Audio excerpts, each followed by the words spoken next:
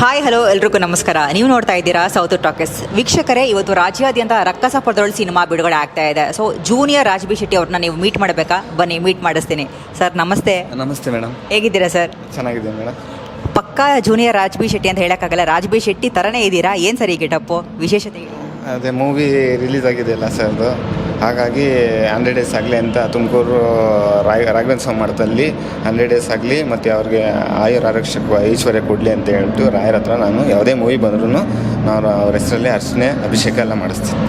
ನಿಮಗೆ ಇವಾಗ ಅರ್ಚನೆ ಅಭಿಷೇಕ ಎಲ್ಲ ಮಾಡಿಸಿನಿ ಅಂತ ಹೇಳಿದ್ರಿ. ರಾಜ್ ಬಿ ಶೆಟ್ಟಿ ಅವರು ನಿಮ್ಗೆ ಅಷ್ಟೊಂದು ಇಷ್ಟ ಯಾಕೆ? ಎಲ್ಲ ಒಂದು ಮಟ್ಟೆ ಕಥೆಯಿಂದನೂ ಎಲ್ಲ ರಾಜ್ ಬಿ ಶೆಟ್ಟಿ ಥರ ಇದ್ದೀರಾ ಅಂತ ಅಂದರು.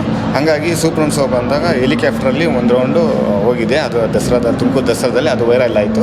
ಹಾಗೆ ರಿಲೇಷನ್ಸ್ ಎಲ್ಲ ನೀನು ಸಿಂಗಿಂಗ್ ಮಾಡ್ತೀಯಾ, ಹಾಗೆ ನೀನು ಮೂವಿಗೆ ಆ್ಯಕ್ಟಿಂಗ್ ಕ್ಲಾಸ್ ಕಲಿಯೋಕ್ಕೆ ಹೋಗು ಅಂತ, ಅದಕ್ಕೆ ನಾನು ಕಲಿಯೋಕ್ಕೆ ಹೋಗ್ತಾಗಂತು. ನೀವು ಆ್ಯಕ್ಟಿಂಗು ಕಲಿತಿದ್ದೀರಾ? ಯಾವುದಾದ್ರು ಸಿನಿಮಾದಲ್ಲಿ ಮಾಡ್ತಿದ್ದೀರಾ ಹೇಗೆ ಸರ್? ಇಲ್ಲ, ಇಬ್ಬರು ಮೂವರು ಕರೆದ್ರು ಹೊಸ ಮೂವಿಗೆ, ನಾನು ಹೋಗಲಿಲ್ಲ. ನನಗೇನು ಬರೋಲ್ಲ, ನಾನು ಕಲಿದಲ್ಲೇ ನಾನು ಬರೋಕ್ಕಾಗೋದಿಲ್ಲ, ಅದಕ್ಕೊಂದು ವೆಯ್ಟೇಜ್ ಬೇಕು ಅನ್ನೋ ಒಂದು ಹೇಳಿದೆ. ಅವ್ರಿಗೂ ಖುಷಿ ಆಯಿತು, ವೆರಿ ಗುಡ್ ಅಂತ ಅಂದರು.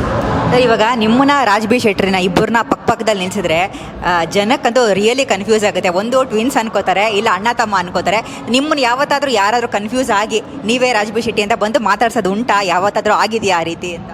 ತುಂಬ ಜನ, ನಾನು ಅಪ್ ಆ್ಯಂಡ್ ಡೌನ್ ತುಮಕೂರಿಂದ ಬೆಂಗಳೂರಿಗೆ ಡೈಲಿ ಅಪ್ ಆ್ಯಂಡ್ ಡೌನ್ ಮಾಡ್ತಾಯಿದ್ದೀನಿ. ಮಧ್ಯಾಹ್ನ 3 ಗಂಟೆಗೆ ಬಿಟ್ಟರೆ ತುಮಕೂರು, ರಾತ್ರಿ 12 ಗಂಟೆಗೆ ಹೋಗ್ತೀನಿ. ಆ್ಯಕ್ಟಿಂಗ್ ಕಲಿತೆ ನಾನು ಹೋಗೋದು, ಆ್ಯಕ್ಟಿಂಗ್ ಕಲಿಯಕ್ಕೆ ಬರ್ತಾಯಿದ್ದೀನಿ. ತುಂಬ ಕನ್ಫ್ಯೂಸ್ ಆಗಿದ್ದಾರೆ. ಅವರೇ ಅಂದ್ಕೊಂಡು ಸೆಲ್ಫಿಗಳೆಲ್ಲ ತಗೊಂಡ್ರೆ ನನಗೆ ಒಂಥರ ಮುಜುಗರ, ಶಾಕ್ ಆಗ್ತಿತ್ತು.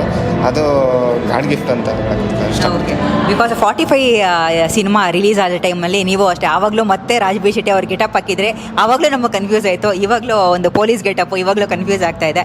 ರಾಜ್ ಶೆಟ್ರ್ ಅಂತೂ ನಿಮ್ಮನ್ನು ಈ ಲುಕ್ನಲ್ಲಿ ನೋಡಿದ್ರೆ ಖಂಡಿತವಾಗ್ಲೂ ಫಿದಾ ಅಂತೂ ಆಗ್ತಾರೆ. ನೋಡಿದ್ರಾ ಏನೋ? ಮೀಟ್ ಮಾಡಿದ್ದಾರೆ ಸರ್, ಮತ್ತು ಮಾತಾಡ್ಸಿದ್ದಾರೆ, ಚೆನ್ನಾಗಿ ಮಾತಾಡ್ಸಿದ್ದಾರೆ. ನಾನು ಸರ್ ನಿಮ್ಮ ಜೊತೆ ಬರ್ತೀನಿ ಅಂತ ಹೇಳಿದ್ದೆ. ಏನು ಮಾಡ್ತೀಯಪ್ಪ ಅಂದರು. ನೀವು ಹೇಳಿದ್ದೆಲ್ಲ ಮಾಡ್ತೀನಿ ಅಂದೆ, ನಾನೇ ಫೋನ್ ಮಾಡ್ತೀನಿ ಅಂದರು. ಹಾಗಾಗಿ ಅವರೊಂದು ಇದರಲ್ಲಿ ನ್ಯೂಸಲ್ಲಿ ಒಂದು ಇದನ್ನ ಹೇಳಿದರು, ಒಂದು ಕಲೆ ಇರಬೇಕು, ವೆಯ್ಟೇಜ್ ಇರಬೇಕು ಆ್ಯಕ್ಟಿಂಗ್ಗೆ ಅಂತಂದು. ಹಾಗಾಗಿ ಕಲಿತಾ ಇದ್ದೀನಿ. ನೋಡೋಂಗೆ ಸರ್, ಕೊನೆಯದಾಗಿ ರಾಜ್ ಬಿ ಶೆಟ್ಟಿ ಅವ್ರದ್ದು ಯಾವುದಾದ್ರೂ ಒಂದು ಡೈಲಾಗ್ ಬಂದುಬಿಡಲಿ ಸರ್. ಬೇಕು ಅಂತ ಬಂದದ್ದಲ್ಲ, ದಾರಿ ತಪ್ಪಿ ಬಂದದ್ದು. ಹೋಗಲಿಕ್ಕೆ ಮನಸ್ಸುಂಟು, ದಾರಿ ಮಾಡಿ ಕೊಡಬೇಕು.